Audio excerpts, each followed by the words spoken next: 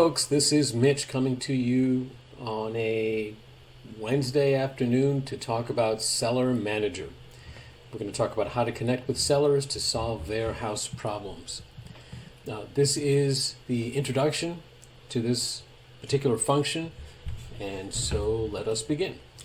The Seller Manager is understood in the context of the joint venture team operating framework, which describes how we have been approaching wholesale deals for a decade now, maybe longer.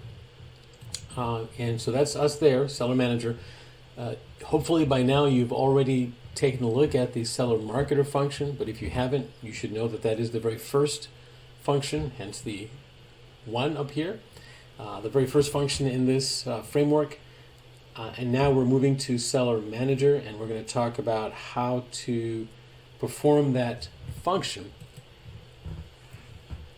And in that framework, this second function of the framework earns a 15% share. So if the wholesale fee is $10,000, then the Seller Manager, having completed their job successfully at the end of closing, would get $1,500 as part of their share of the deal. So it's a crucial part of the framework. Actually, they're all crucial, but this one gets a lot of activity because it deals directly with the seller, and deals are won and lost based on the relationship that we have with the seller, that we can build with the seller. So let's talk about what the Seller Manager actually does. The Seller Manager's job is to connect, and I mean that in the deepest sense, to genuinely connect with the sellers, to deeply understand their problem. The Seller Manager will be pretty much the sole contact with the seller. So it's their responsibility to build that relationship and make sure that the seller is comfortable with how things are moving forward. They're also going to be the ones organizing and coordinating the viewing and the photographing of the house. They're going to use their understanding of the seller's problem to develop solutions that address that problem.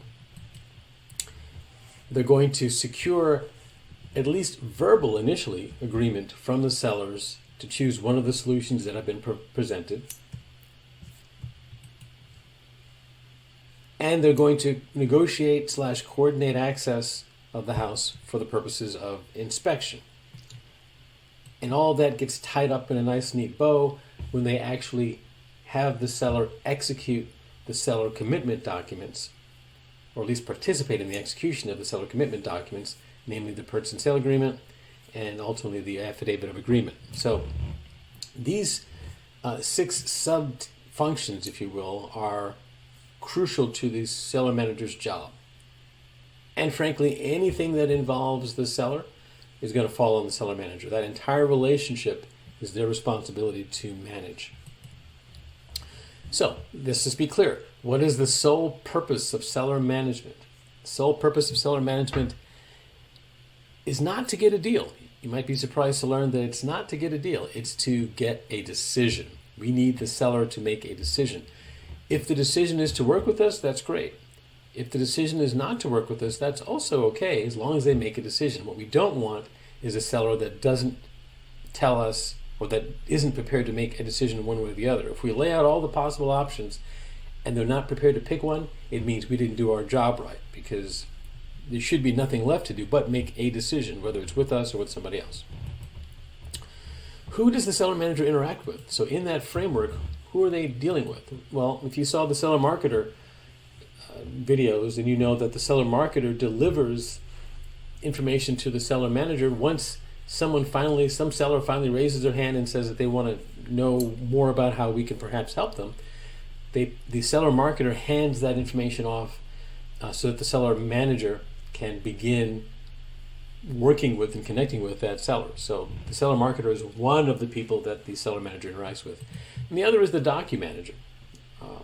The Document Manager, or Docu Manager, they're interchangeable, is going to be the one preparing those seller commitment documents, the purchase and sale agreement, or PSA, and the affidavit. And so the Seller Manager has to interact with the Docu Manager to make sure that they have what they need to create these documents. And then also the seller, A typo. Okay, the seller, that should say seller manager. The seller manager will interact with other roles as necessary.